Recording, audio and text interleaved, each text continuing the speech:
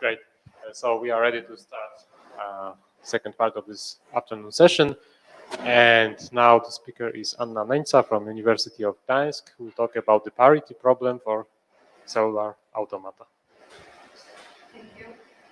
I'm about to join work with Barbara.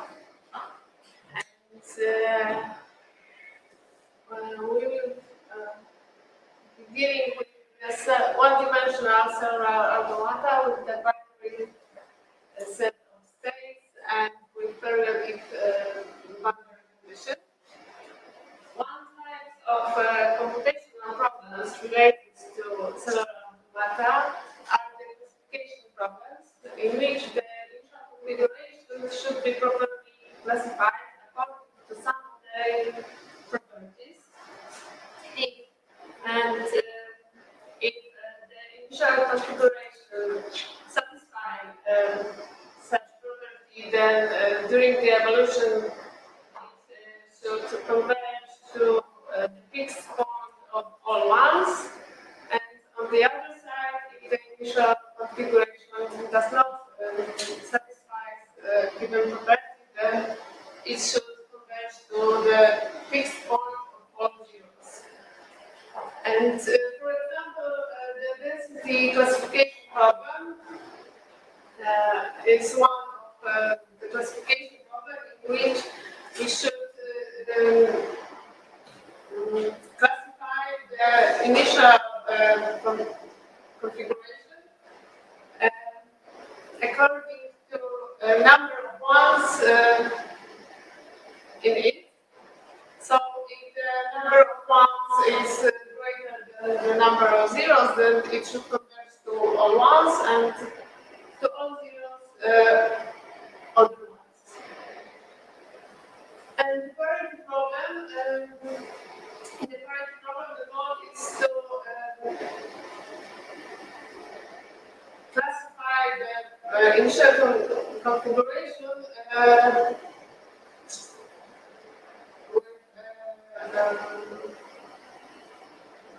in other words, if the initial configuration, if the number of ones in the initial configuration is odd, then it should converge to all ones. And if the number of ones in the initial configuration is even,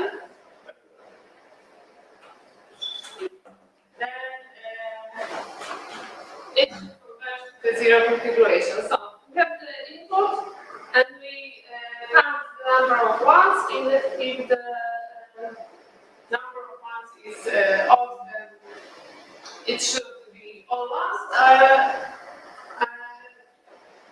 as a fixed point, or if the number of ones is even, then it should be all zeros. So the formulation of the problem is very simple, but the problem isn't as simple as it looks like, because if you flip only one bit in the initial configuration, then the output has to change.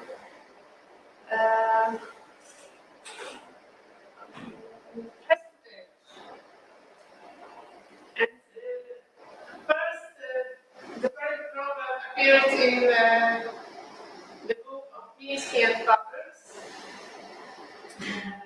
This is the book about the perceptors that fetches the computational model in that time.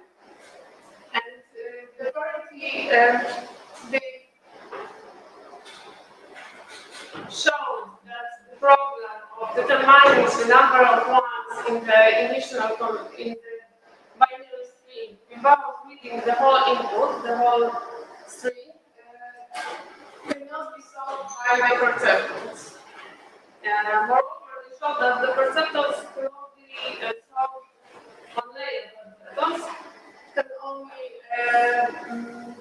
be used for the problem for the linear problems. The XOR function isn't linear. In 1988, Siebert considered the parity problem in the context of elementary cellular automata. He showed that if we consider automata, and then we cannot find the solve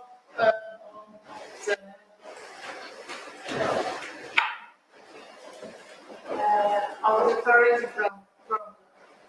And since Siebert's paper, there have been many other studies about parity problem in the context of cellular automata. These studies involve different types of automata, such as non-uniform or asynchronous, and different techniques. And 10 years ago, Better Oliveira and Roccini has studied the problem of parity in the context of cellular automata with different values, and they showed that if we consider the values 2, there is no local rule that can solve the parity problem. Moreover, if we increase the values and if we consider the values 4, then we can solve the parity problem. So the function that they proposed decided its new state by looking at 4 nearest cells on the left, 4 nearest cells on the right, and its own state, so the neighborhood is 9. And there is a gap before these solutions. We know that if we consider the neighborhood 5, then there is no such rule that can solve the parity problem, and with 9, neighborhood of size 9, there is such maybe just one. I don't know how many this kind of functions there are. So we started our studies with the neighborhood of size 6. And if we want to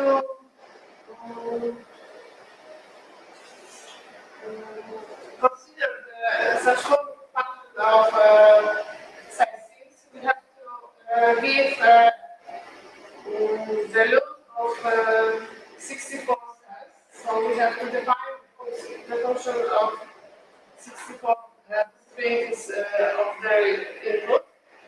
So the space of all functions is huge. And we started studying the space. First, we show that if a local rule solves the parity problem, then it must serve the parity on each odd number of n, on every grid of odd number. So it must be number conserving, but in the field of Z2.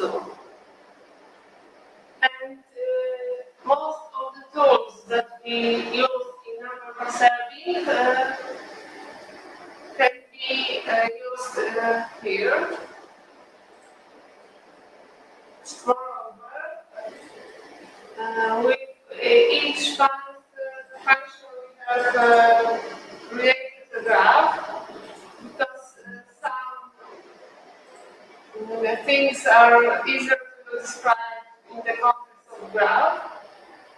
And if f is a function that can solve the parity problem, that we know that the graph related to this function must be disconnected and must have exactly 2 connected components, and each of these components has to be rooted in directed tree with a loop in the root, and this graph should have all these properties on every odd end. So this is a graph related to BFO, the function of Roccini and Oliveira. have on the grid of size 5. We have also these graphs on size 7 and so on. And all these things lead us to the theorem that there is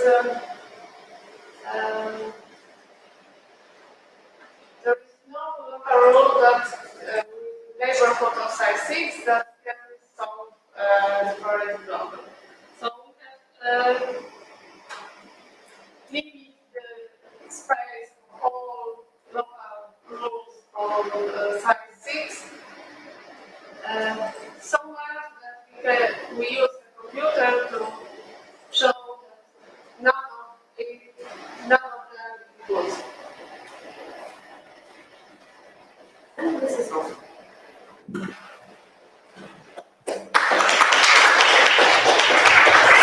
Thank you very much. Is there any question here? So I wanted to ask, because you said that you can use a computer to check it, so it means that it was possible to check all those Yes. possibilities exactly? Yes. And what time is needed for that?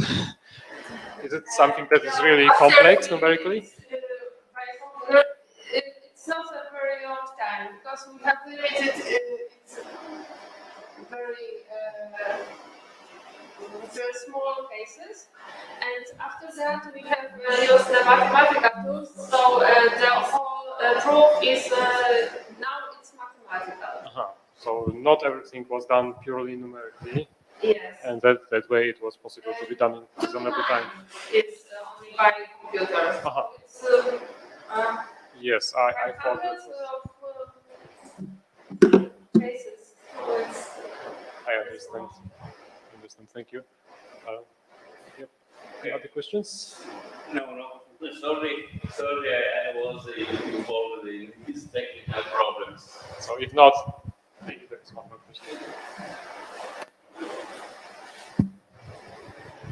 question. What about solving the problem in a non-deterministic way? Maybe you know there's some other approach from Nazim Fatis in this direction. I know that Nazim is doing this program, I haven't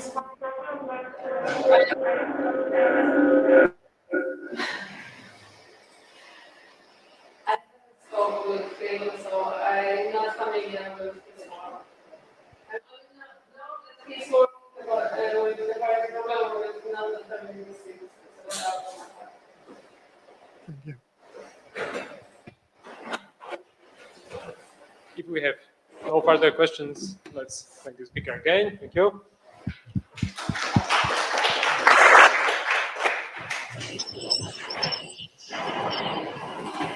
Now we are preparing for an online presentation, right?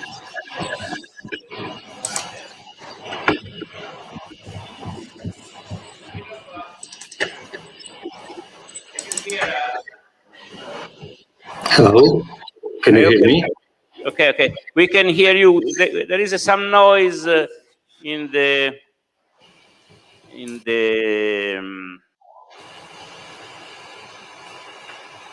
Okay, I can see my presentation. I make the slide, but I can't see. I upload my presentation, but I can see at the main monitor, main stream. Oh yes. Okay, I can see. Good morning. Good afternoon. Can I start?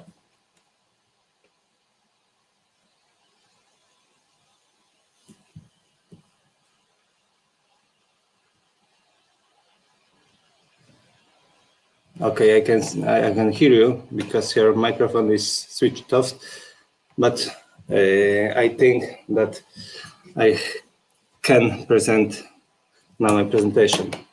Good afternoon once again. I would like to talk about airborne contaminant source reconstruction with use of the serial automaton and sand pile model is joint work with Anna Wrzynczak and Monika Berendt-Marchel.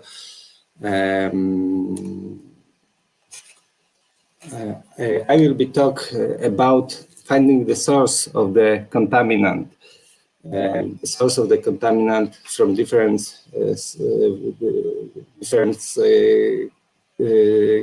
sources. It could be from terroristic attack. It could be from aggression. It could be from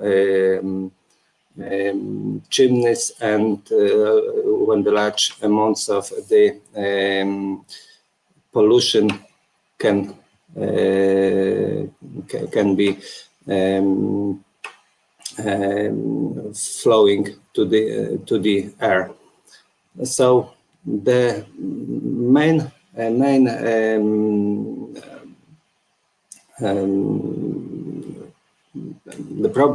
problem is how to find the source.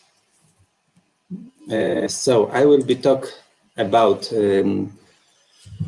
two-dimensional automata,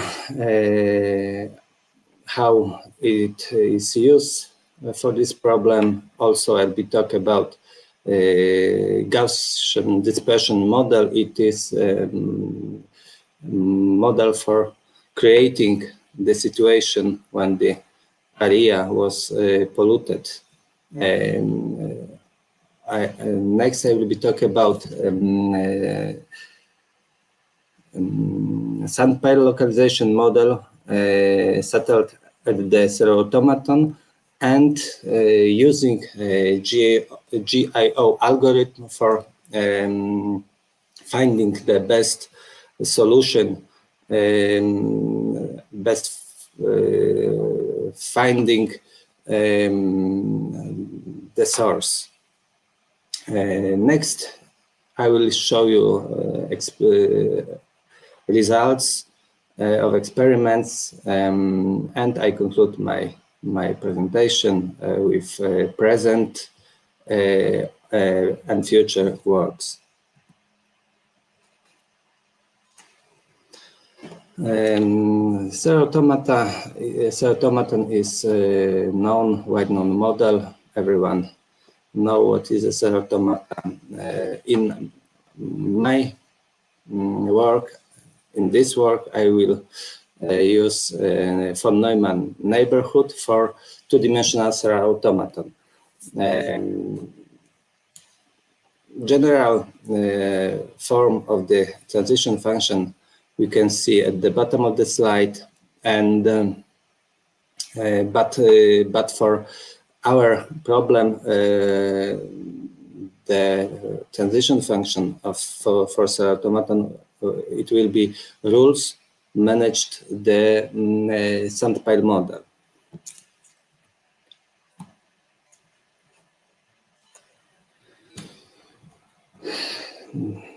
Now we can see Gaussian dispersion model. It's a model for creating the situation when some area was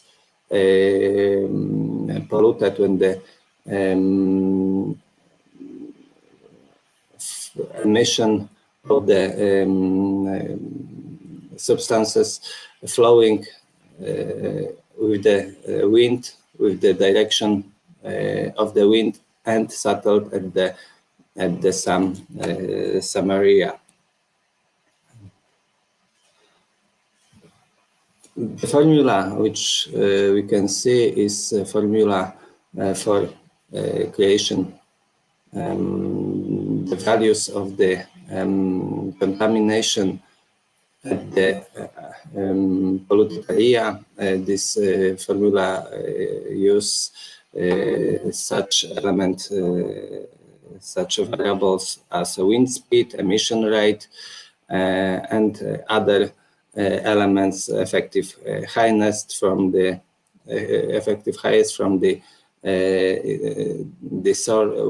effective source of the pollution. Also, standard deviation of concentration distribution in the crosswind and the vertical direction. It means it's parameters of the area and topology of the area.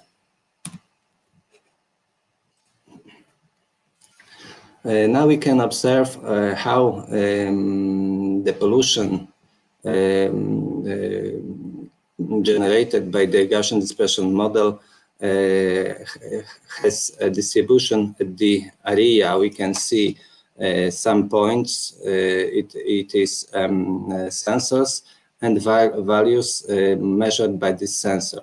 Here we can see low values. Here the highest value. These sensors shows us a value 0. It means that the pollution, there's no pollution at these points. The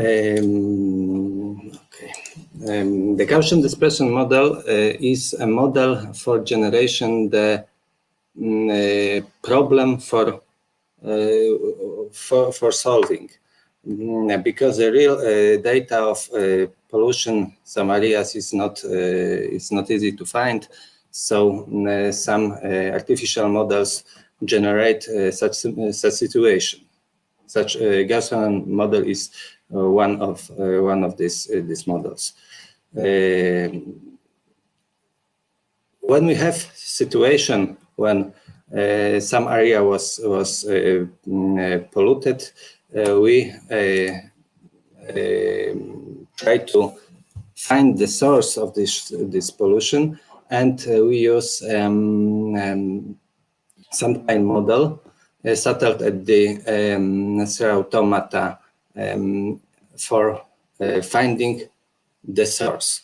What is the sandpile model? We can see sandpile model is dropping grains of the sands at the same point, and when during the time with the time the slope increase to the one critical value when the slope falling down creates avalanches to both sides in this two-dimensional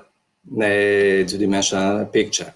So and this situation making going again and again because when the avalanche going down, so sand's grains dropping down and slope increase once again, and so on.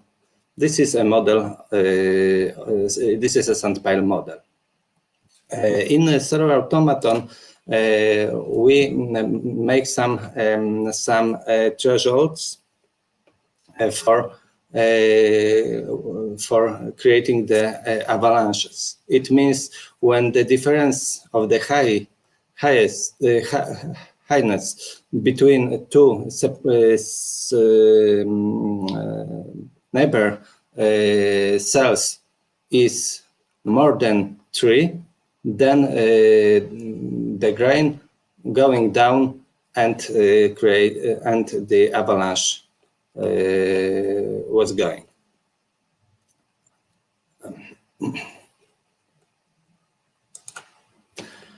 But some problem of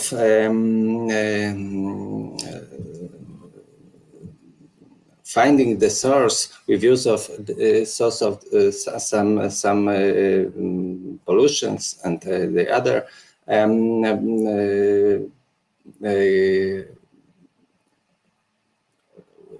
with use of sandpile model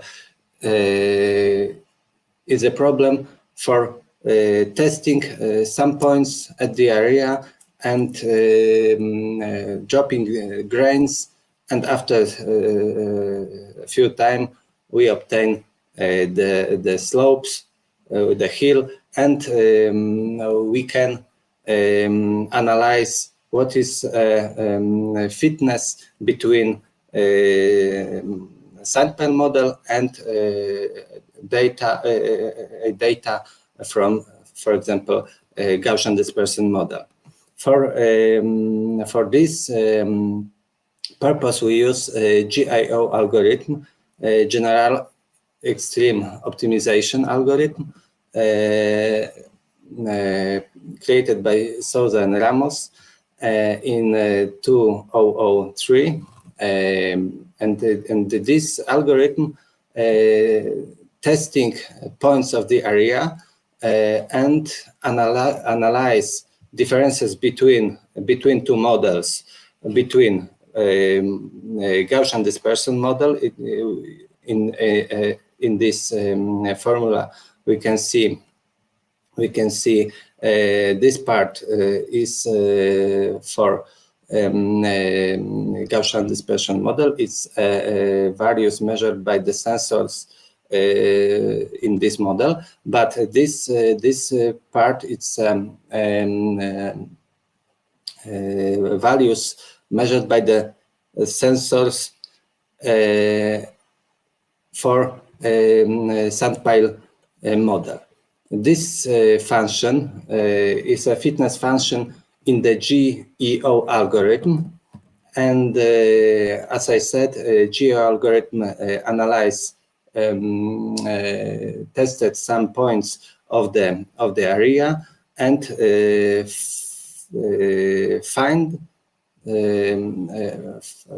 the best fitness between two models.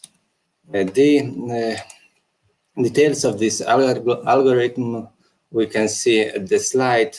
It is not many interesting, but if anyone want to know many about this algorithm, you can see at the bottom of the slide the publication about this algorithm. In our experiments, we have some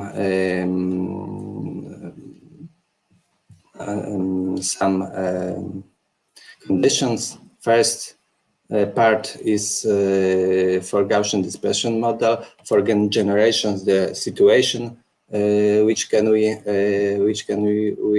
analyze. It means that domain area will be square with side 10 kilometers. The source was settled at the point 2 kilometer and 5 kilometer point at this area.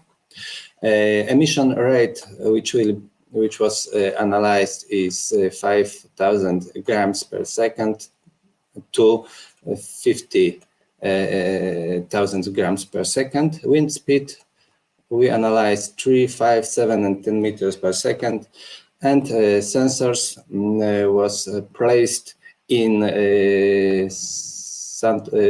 Gaussian plan model at the distance 100 meters. It means that one sensor is on 10,000 square meters, and analyze the area 10,000 square meters. Next condition is for sand pile model. It means sand pile model was settled on the soil automata with size 100 cell, and was dropping grains with quantity 10 power 4, 5, 7, and 8 grains. And next condition is for GEO algorithm. It's 100 iteration, because I can tell you, I don't tell you that GEO algorithm working in the generations, working in the iterations, and this in this algorithm was used 100 generations, 100 iterations. So we can see the example of the results obtained with use of the GEO algorithm. We can see heat maps, right side Gaussian dispersion model. Here is the source, and this is a distribution of the pollution. Left side we can see sand pile at the Zero Automata, and we can see the top of the point when the gas was dropped. This situation we obtain with use of 10 power 5 centigrams. Tau, it's parameter of the GEO algorithm and could be tested in our presentation. In our experiments, we will test it. Was tested two states of this parameter, 1.2 and 1.4. It will be shown in next slides. Speed for this slide was used through 3 meters per second, and wind blowing along the x-axis. Now we can see the table when some results of the experiment was shown. We can see first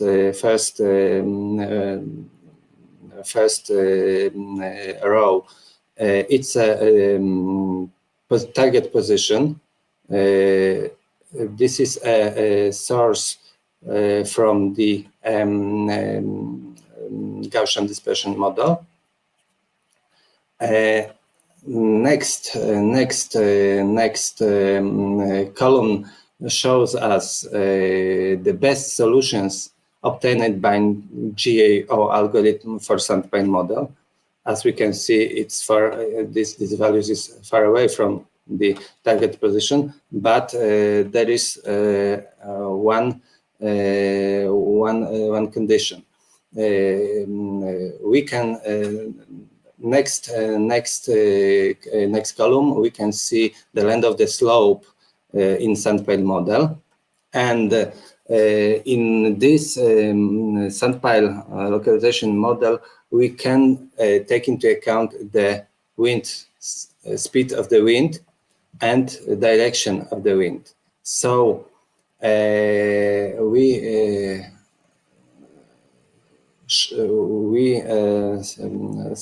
see that the exist the relationships between length of the slope in GEO in sand pile model and wind speed. And in our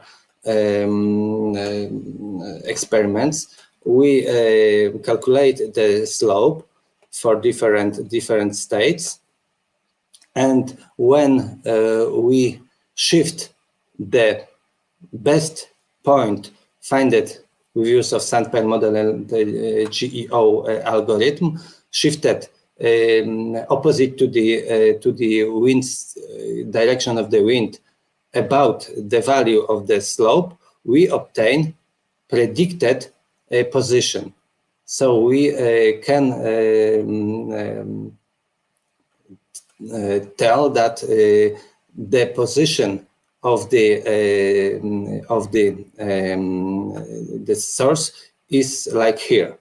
So these positions is quite near, almost the same. This is the first row is a result for speed 3 meters per second and tau 1.2, but for different wind speed and taus, for example 5 meters, we obtain such as we can see the result. Wind speed 7 meters per second, 2152, quite near, and for wind speed 10 meters per second, we can see this solution. As we can see, for the highest values of the wind speed, the tau value should be higher.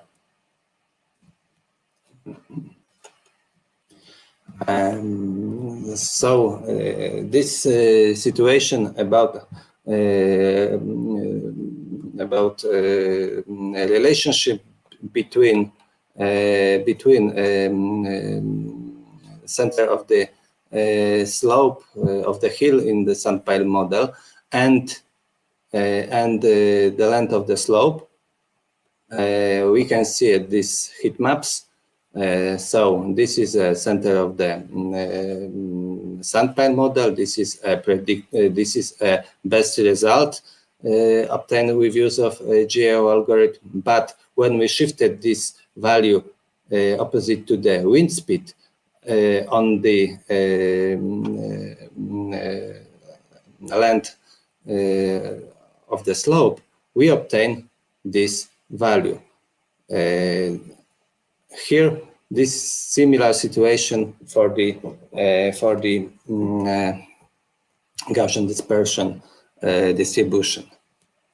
The same situation we can observe for presented at the table situations. Second row when wind speed growing 7 meters per second. Similar situation and 10 meters per second. And also we make some other experiments when the direction of the wind is along x-axis, opposite to x-axis, along y-axis, and opposite to y-axis, and the same relationships we can observe, because even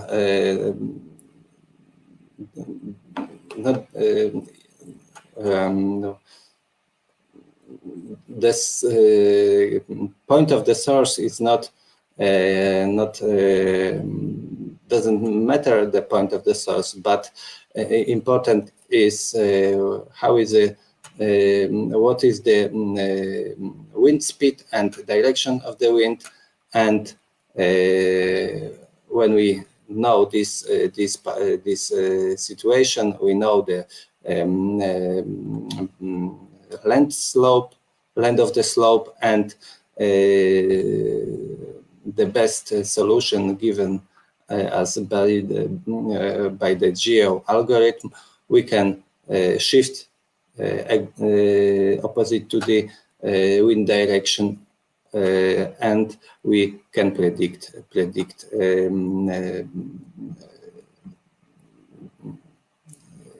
source, and it is, as we can see, very similar values for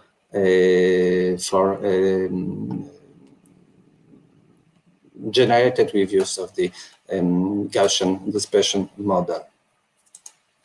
Here we can observe heat maps for situation presented at the table before. Opposite wind speed opposite to the x-axis,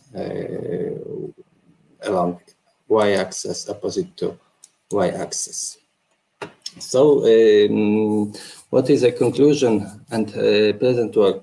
As we can see, I can tell that the GGI algorithm and sand pile model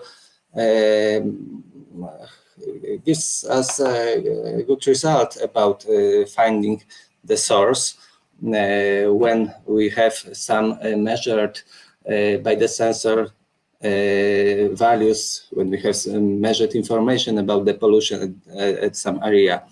But in this model, we didn't analyze the direction of the wind and wind wasn't taken into account. But now present we are working about the model which take into account the advection equation and some results we can see on this slide. We can see that the distribution in our model with use of the sand pile and at the Serra automata, and with taking into account the advection equation, we obtain distribution in our model similar to the distribution created by the, for example, Gaussian dispersion model.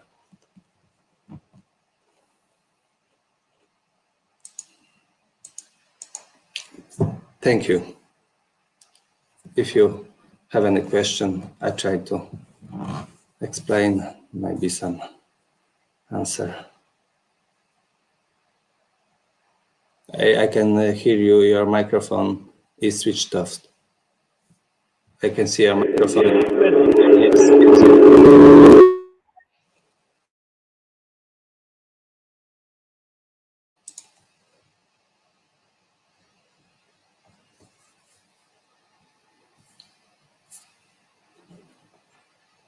Maybe I switch off my microphone because I can hear you.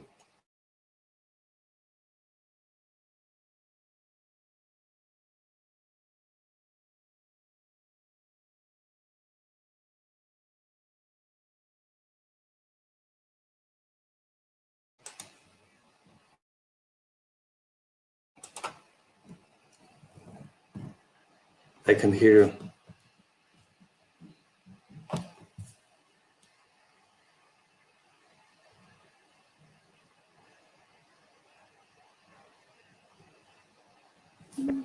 Still. Now?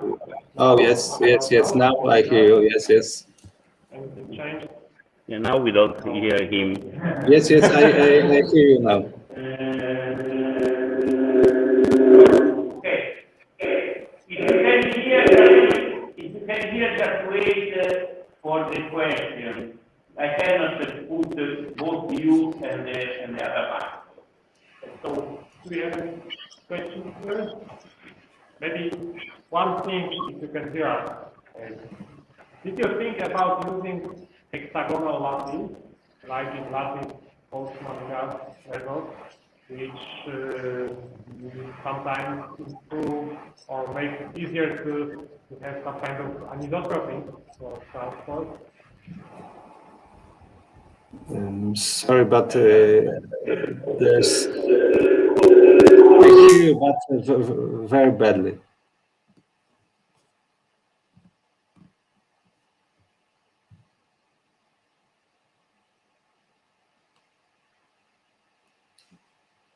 I heard some about hexagonal, but I don't know if you mean hexagonal. What cells in Serra automata, hexagonal sand pile model, more direction in sand pile model.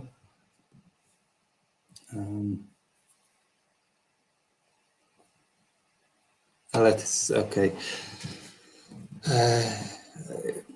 Yes, I think yes, it's better symmetry in hexagonal lattices. I think yes, you have right, but we didn't analyze yet this kind of lattice. But maybe next time when our model with wind parameters, taking into account the wind and here and its parameters will be ready, maybe we will try them at the hexagonal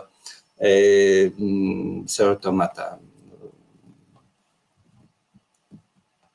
Maybe yes, but till now we didn't analyze.